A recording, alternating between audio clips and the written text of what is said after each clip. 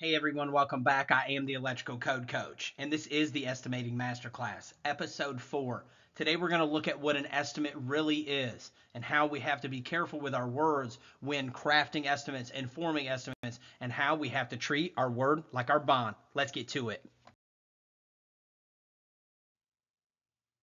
In our last episode, we left off answering the question, what does it mean to bid a job? Well, we established that it means to offer an upfront estimate on labor costs and to try our best to stick to that price.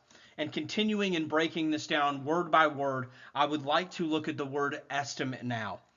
It says estimate, but we know that customers hear that this is the price, and we need to treat it like it's our word and our bond. So one of the reasons that we're taking this master class is we want to be excellent at giving estimates. So when we do give them, we strive to aim to hit that number to bring it right in. But now let's talk about some times when you can raise the price. When is it okay to raise the price? How do you raise the price? How do you approach the customer if you do run into a situation? Because the world isn't perfect. Prices aren't perfect.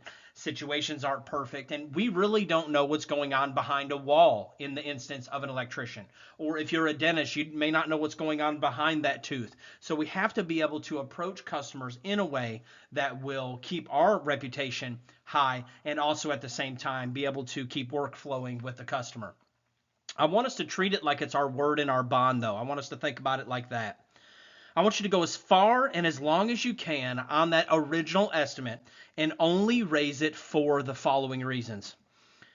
First off, they've added more work. Anytime they add more work, you always need to be adding to the estimate. We've covered that in previous episodes, that we cannot just be giving things away. Now, there's a difference between taking extra care of our customer and giving work away. Never give any work away. Make sure that you're charging, and we've talked previously about how to approach that. The next thing is that you found something that was impossible to foresee. Let's imagine you come up to do a panel change and everything looks normal. You quote the project, everything looks good. But when you start taking the panel out, you find that there's been some wires buried in the wall and that there's some rot damage or something like that. These are things that are going to have to be addressed, and it was impossible to foresee. And how we approach the customer is we come to the customer and say, hey, and I always do this on the front end. If we don't have any issues, this will be the price. Well, what do you mean by that? Well, I mean, if we don't have any issues, we're able to take the panel out and put the panel back in. If we don't have any trouble, this will be the price. And sometimes they ask, well, what if we do have trouble? Well, let's not worry about something that's not happened yet. But if we do, I'll stop, show you what we found, and we'll negotiate a price together to make sure that you have an awesome job. It's not that we're never going to find something, because we are. It's how we approach it when we do find it. I want you to be prepared that you're going to find some things that you're going to have to charge the customer for, but you need to approach them and say, hey, this is what I've found. But let me give you a little piece of advice, whether it's with a customer, a boss, a colleague, always have a solution before you present the problem. If I bring something up to my boss, I always have a solution or a thought pattern, or am prepared to answer any questions that might come my way, or any that I think might come my way. Usually I've already solved the problem and have a clear path on what it would take to execute it. Now, that doesn't mean we're going to do my solution, but at least I have something to bring to get them rolling, to allow them to make a decision. And in the same way, when I find something for a customer that it's a problem, let's say I pulled the wall out and there were some splices in the wall, and it's not something that I can include for the job, I'll let the customer, hey, this is what we found. I'm very grateful that we found this today. It was dangerous the day that they did it. Could have caused a problem, and definitely is an imminent danger or fire hazard. I'm very careful using either one of those words. Or we can just say that it's dangerous. Ma'am, I found this. This is very dangerous. This is something that we're going to want to take care of today. I've already come up with a solution. It's very inexpensive. It's probably going to cost us about $50 labor and about $12 in parts. Is it okay if we go ahead and fix that for you today? And that's how you present it. I'm very careful to ever use the words dangerous, imminent danger. Now, if the customer is not understanding the level of danger that you found, then it's something that you can increase the words that you use. But I'm never interested in scaring a customer into doing something or to thinking that something is worse than what it is. In electricity, it's black and white, right? It's either safe or it's not. So we don't usually have to use that language very often, and people are very mindful of the dangers of the use associated with the use of electricity. So it doesn't really take much to talk to them on it. One thing you have to avoid here is you have to avoid overcharging for any extra fixes that you find. And I want you to think about it like yourself. If you go in to get your tires worked on in your car and they pull them off and find out that you need new brakes or something else is going on, that is just the worst, isn't it? You came in with the $450 and you're getting your tires changed, and now they're telling you it's another 2, 3, 400, and it's something that you need to fix right now. So make sure that you are looking at the whole picture when you're dealing with someone in this case, and say, hey, I wasn't wanting more work. I'm not trying to drum up more work. And I've got to approach this customer in a way that's not going to rip them off and ultimately give me a bad reputation and cheat the customer. And we're going to flush that out more as we go through this. And the third thing here that you can always charge for, or you have at least a strong leg to stand on, is what I call the city's strong arm, or the county or the state, or even sometimes on the federal level.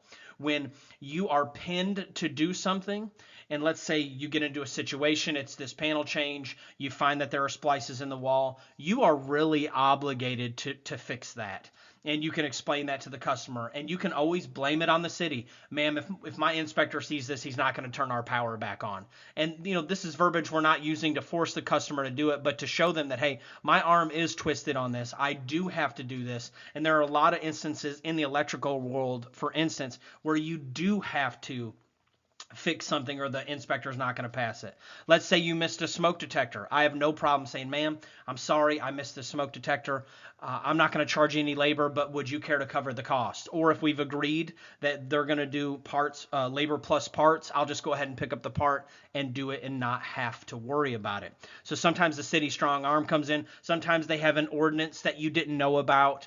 The biggest thing is I want you to approach an estimate, and I want you to try your absolute hardest to hit it, because this is where your reputation is going to start really snowballing for you. When you continually give estimates and come in at that price, you will be the rock star in your area. If you come in at $2,200 and the bill is $2,200, I'm telling you, they will tell their friends, family, and everyone around them who you are, that you do what you say you're going to do, and you're going to end up getting the work. It really is that simple. This may be one of the most important slides that we're getting ready to cover in the program for reputation and longevity. Remember how advice works. You take a little from me, you take a little from someone else, and ultimately do what works for you. But typically, if somebody is a professional in an area, they've done something enough times that it works more often than it doesn't. And I'm a results-driven person, so if something doesn't work for me, I modify it and adjust it until it produces what I want to. Input and output. I put this in. If it gives me back what I don't want, I find out why, and I try to continually do it. What I'm getting ready to cover are the reasons that you do not raise the price of an estimate. You've given the customer an estimate of $2,200.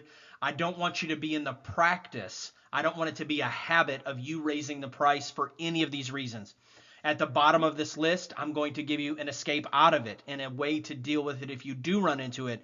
But I have friends that habitually abuse this list right here, and they have terrible reputations. Terrible with the inspectors, terrible with people around town. They have a bad name, and it's because they continually abuse this list here. First off, we don't raise the price if you miss something because of lack of diligence.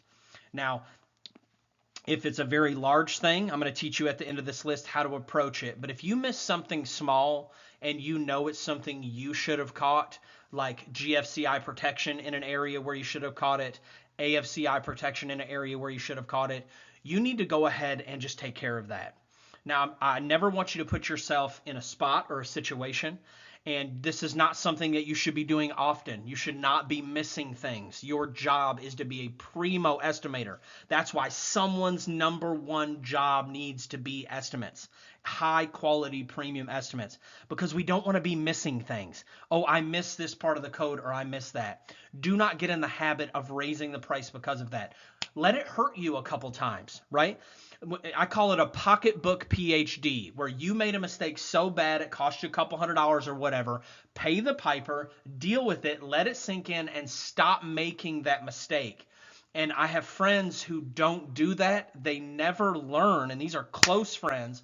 And I confide in them. I would never disclose their name, and they would tell you the same thing. They make the same expensive mistakes turn around and bill the customer for it, and they have a terrible name and reputation, and they continue to do the same thing, and ultimately they keep getting the same results, and this is over decades of doing this. But listen to me, do not be one of those companies, because people will talk about you. If you submit 2200 and continually deliver a final bill for 25, 28, 32, you will ruin your reputation faster than anything.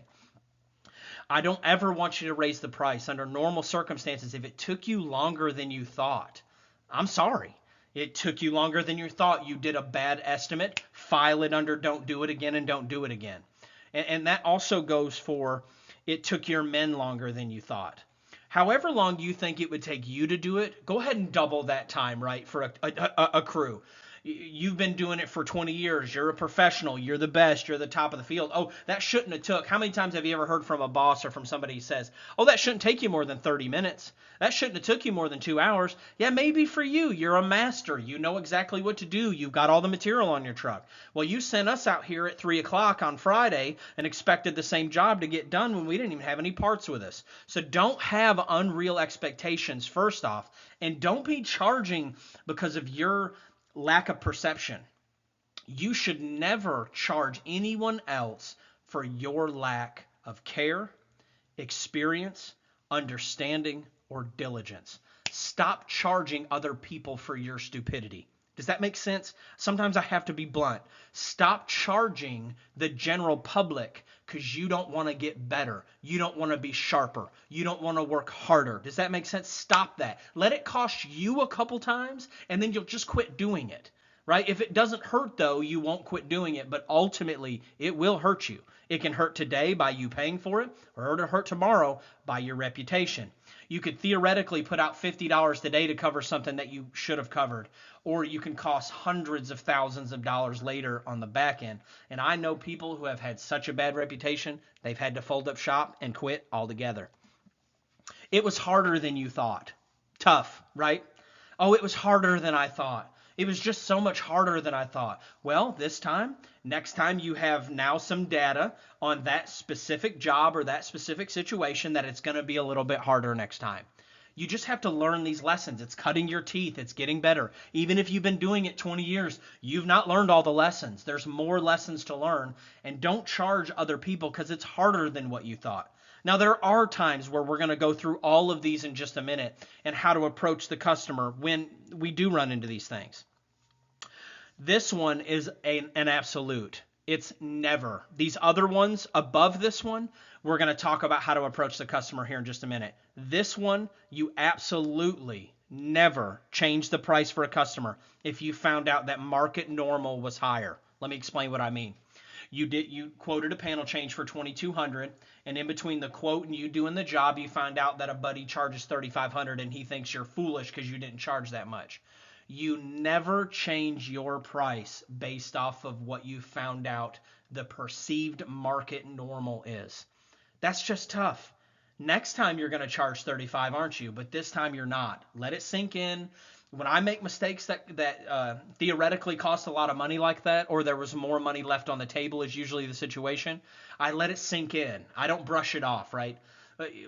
When we're younger, we want everything that feels bad to brush off, but I've found the older that I get, if I make a mistake, whether it's in word or deed or thought, and it costs me either emotionally, physically, financially, spiritually, then I want to let that resonate. I let it sink in for a couple days because I don't want to make that mistake again. You may keep a journal or a thought or a notepad on your phone, or a lot of times I'll keep notes to myself writing draft emails, because when you go back in there, Google's got it in there, and then eventually when you get done with the email, you can send it to yourself.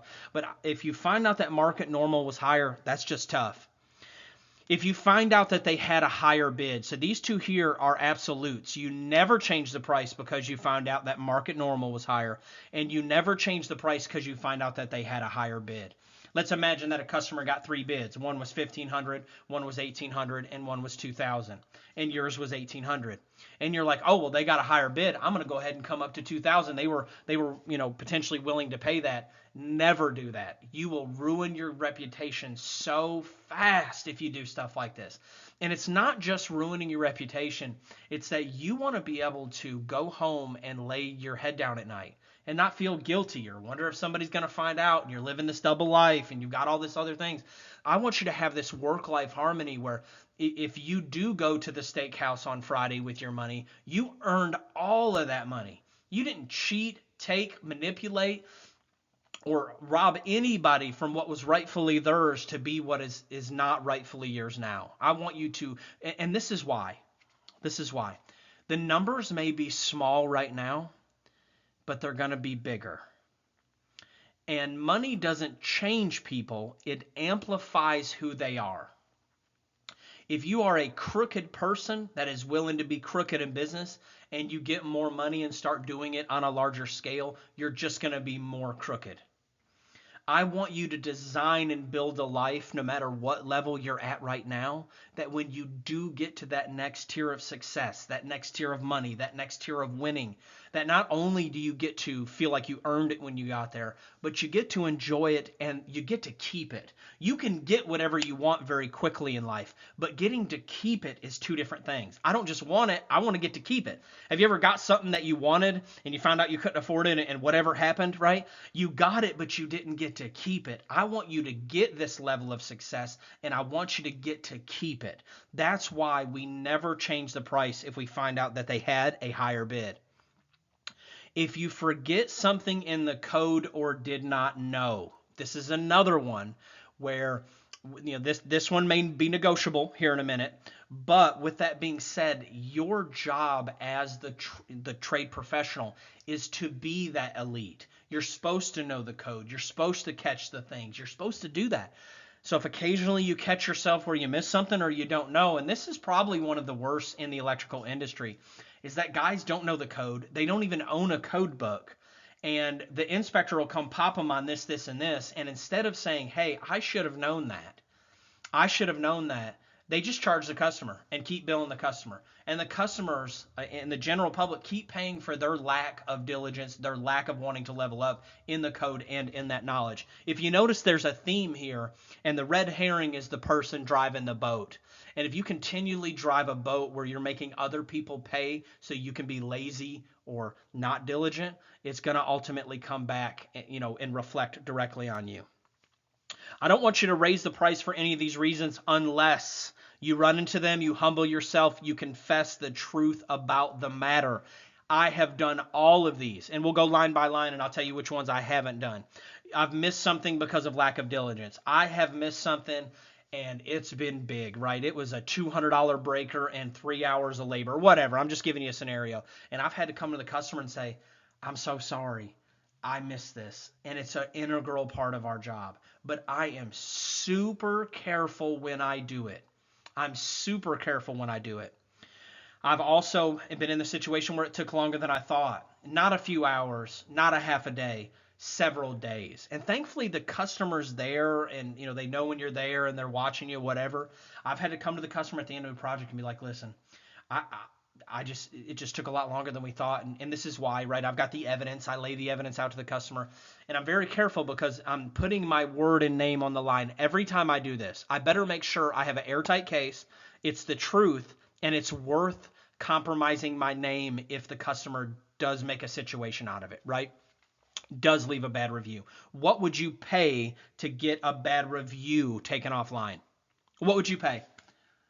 You would pay an infinite amount of money. If you could go to Google and say, I'll give you $5,000 to take that bad review offline, but the world doesn't work like that. So if you would pay $5,000 then, you might want to consider paying $50 now. Does that make sense? And fixing whatever it is if you feel like. But I've gone to customers and say, hey, this took 2 days. Honestly, I don't mind to give you my time, but do you mind paying the men's time? It ended up being about $450 more. We had about the other $250 in material, which our agreement was that you pay for all the material. Would you care to cover the men's labor? I don't mind to give you my time, and that way we can continue being your electrician. And often you'll find that they don't have a problem doing it. Your men took longer than you thought.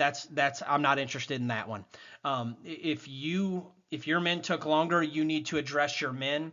I have known companies in the past that they'll let their men just go out and do whatever and just bill the customer for it. If your men are taking too many breaks, not working when they're there, being very foolish with their time, that is not something that your customer needs to pay for. You need to pay for that and fix your employees.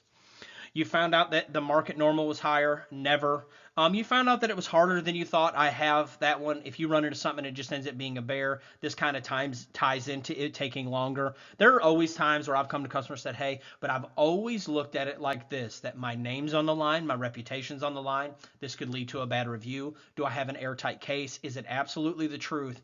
And if all those things are true and I'm willing to take my name forward and put it on the line, it better be worth it, right? And that's just something that we have to watch out for. Never because you found out that market normal's higher. Never found out because you found out they had a higher bid. And I have occasionally, very rarely, I've forgotten something in the code. It's very expensive, and I have to approach the customer, and I just have to humble myself, and I have to be truthful and honest. And they don't always pay for it, and they don't always do it. And this is something you should be doing very rarely. If you're doing this all the time, then you are the issue. You are the problem, but thankfully, you are the solution. It's you. You're the red herring. You are the one holding this whole thing together. You and your team, ultimately, the owner or owners are responsible for making this work, for your reputation, for your livelihood, for all of this. And this is so important. I know we haven't got to a lot of numbers yet, but this is the fabric that makes up winning in business. The numbers, anybody can do sixth grade math. Anybody can pay somebody else to do the sixth grade math for them that we're getting ready to learn about in episode 5. But I'm telling you, if you don't get this part right here, you don't have a business. It don't matter how well you can do the math. So I want you to take the time, let this series soak in, let this come together, and we never change our price. I want you to give such good, high quality estimates that when you put your name on 2200 plus parts, you are like signing a check saying, this is my name, this is my word, this is my bond. Unless I run into more work, all the things that we know we can charge more for. And I'm not approaching the customer unless I'm willing to put my name and my word on the line. This is mission critical for you to be successful in business and successful in life. Now let's look at the third leg of this table, and it's that we're offering an upfront estimate on labor costs. I made the foolish mistake for the first maybe 5 to 8 years in business of doing turnkey estimates on the majority. And I thought it was foolish to separate labor and materials because of all of the extra work it takes on the administrative side of business, because it does take more work. But when I finally started separating my labor and materials, I doubled my profit and I reduced my stress in half. In the next slide, we're going to cover the 3 main reasons to separate this out. But first, let's lay the groundwork here. The majority of your project should be labor plus materials, and you're going to separate those 2 out. You have a lot of control over labor, a lot of give and take, and you can clearly define what is your labor or responsibility. And it's very hard to do that with material. Material is very expensive. The prices slide. You may have missed a piece of material, or it costs more than what you projected. And instead of you paying for that, you can have that be part of the customer's project. One thing I want you to do is to remove the term cost plus from your vocabulary. I don't know if you've ever heard this term thrown around. It was an old way of saying labor plus materials, but they say, well, how do you do your projects? Well, I do them cost plus. The word just has a negative connotation. Let me explain what I mean. If you went to a store to buy a product and you asked them how much the product costs, they said, well, it's cost plus. You're like, what are you talking about? Well, it's going to cost you plus we're going to add some on there. That's a very vague term, and I want you to completely remove it from your vocabulary. The term cost plus. If you don't use that term, then we're fine. There's several different ways you can say it. You can say, ma'am, we charge labor plus parts. We charge labor plus material. We charge a labor only price, and we only bid on labor plus, and fill in the blank here. I want you to give them an estimate on the material if they ask for it, but be clear that this is only a ballpark of the material estimate, and they'll only be charged for actual material used. And I come up with the ways that I convey to my customers what I'm trying to get across, and then I modify the way I say it until it really hits home. How I handle this one, when they ask for the price, I'll say, ma'am, that'll be about $2,200 labor plus material. And then I wait until they respond. Well, how much is the material? Well, I looked it up for you. It looks like we're going to be somewhere in between $200 and $600 in material, but you'll only be billed for the actual material used. but the labor is a fixed price. And I say fixed price, it's unless we run into some of the situations that we learned about in the previous slides. But I like to really work hard to hit mine, because that ability to execute the estimate on that level is going to be the main driver of your reputation. One of the high octane points of your reputation is going to be the ability to deliver a solid price and stick to it.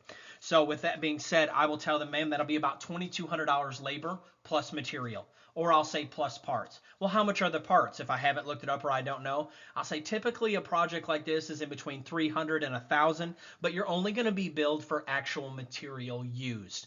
And that makes them feel better because you're only billing them for actual material used. So it's very important that we separate this out. Now, there are going to be some times that we cannot do that. They won't accept a bid in a different way than turnkey. It must be what they call a bid or an estimate of the total project. That's okay. Figure up all your labor, take your time, figure up all your materials, add some onto that. I'm going to be tacking on top of that, rolling in my markup and emergency money, or whatever you want to call it. You know, if you've got $10,000 in material, I'll usually add 500 to 1,000 extra that maybe I'm missing something, and then I'll also go ahead and tack my markup onto that, which is one of the disadvantages that we're getting ready to learn about in turnkey estimating altogether. But some projects just won't accept any less. When you are doing something like a new construction home, or maybe even a new construction commercial job, it's hard to separate out labor plus materials if it's a large project. But in the majority of the cases, you find that you can separate your labor and material. Now let's talk about the three main reasons for doing that. The three main reasons to separate out labor and materials. First off, you can present a smaller price to the customer. If he gets an estimate for 6,000, an estimate for 5,000, and then yours comes in at 3,500 plus parts, you have definitely got his attention. He's sitting there with the wife. They're talking about the price. He may call you and ask you what the difference is, and you can say, listen, let me charge you labor plus parts. You have a fixed labor price unless we run into trouble, and then you are not going to be billed for any material that we do not use. I don't want to throw a bunch of money into an estimate and have a bunch of material that you maybe don't need. Let me just charge you for the actual material used. And you're going to find out next week how to mark up material so you're making money on each piece. You're never going to have to worry about missing that 100 amp breaker. Let me explain what I mean. I never want you to be in a situation where you have to choose between what is right and your reputation, between what is right and losing some money. And that's why I like to charge labor plus material. Let me give you a scenario. Let's imagine you've quoted a sub panel and you went to the estimate, and at the bottom of that sub panel, you didn't notice that there was another 100 amp breaker feeding to somewhere else. Well, if you don't know anything about the electrical industry, a 100 amp breaker could cost anywhere in between $80 and $150. And let's imagine that you quoted this sub panel turnkey at $500. You were going to make you $300. You knew you had $200 in material. No big deal. Well, now you've got yourself in a situation. Are you going to choose to do what's right and pay for the breaker? Are you going to choose to decide that, hey, this is enough money for me to justify maybe compromising my word, getting a bad review, just whatever? Is this worth going to the customer over and asking them about this, or billing them for it? Am I just going to bill it for them on the back end and not tell them and risk that conflict and the reputation issue? Or am I just going to go ahead and eat it and lose $100? Now, that doesn't sound like a lot, but if you do that over a year, it can quickly stack into thousands of dollars if you, a little bit at a time, or allow your crews to just miss things like this. And let me explain the difference between the two. You are now in a moral dilemma. Am I going to find a cheaper way to do it? Well, maybe an 80 amp breaker will work, and you're starting to do a load calc. Am I just not going to do it? Am I going to pull a used breaker off the truck? Am I going to pull this used breaker out of this old sub panel, and I know that it needs to be replaced? Now you're in this whole situation over a very small amount of money, when this could have been completely avoided by charging labor plus materials. Let me tell you how I approach it. I would have quoted this project 300 plus parts if I thought that was fair for the labor. And if I run into a 100 amp breaker that I don't have and that I didn't see, it's no sweat off my back. The customer has agreed to pay for all of the material for the project. So I just go buy the material. Not only do I not have to pay for the material out of my pocket, I now have another $100 in material that I get to mark up my 20% or whatever I've decided is customary for my business. With that being said, for some person, it is a moral dilemma or they lose $100. For me, it is a blessing because not only do I not have to worry about it, took me a 2-second decision to go get the part. All I had to do was get it, and now I get to make more money on the project. That's the difference between charging for labor plus parts or doing turnkey estimates. When you do turnkey estimates, and I did them for years, you are always trying to save a little bit, but it's costing somebody something. It always costs someone something.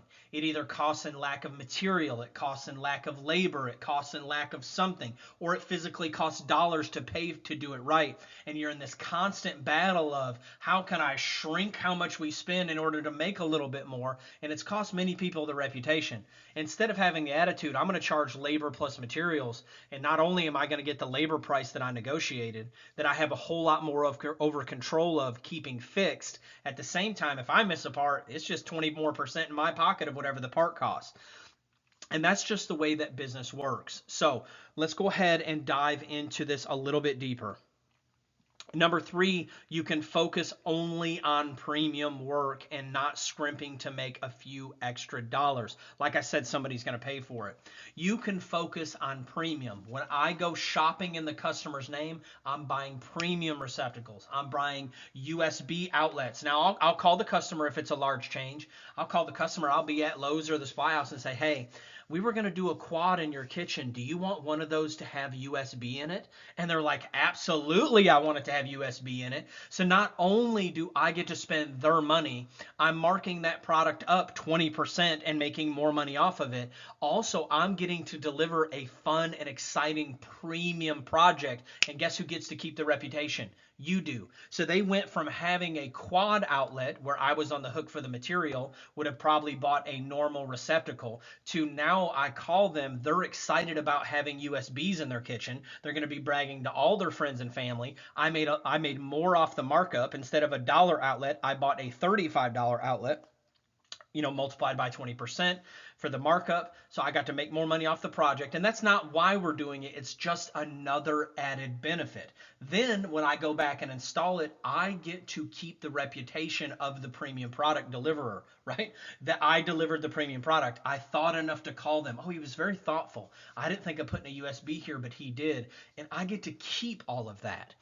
You get to keep your reputation. That's what perpetuates later and continues to move forward, is when you continually deliver this premium product at this premium level. And one of the greatest ways to do it, instead of dickering with yourself about whether or not you're going to save a little on material, have the customer pay for the material and find out the best and highest quality product that you can deliver them, of course with their permission, because people do not mind to pay for material.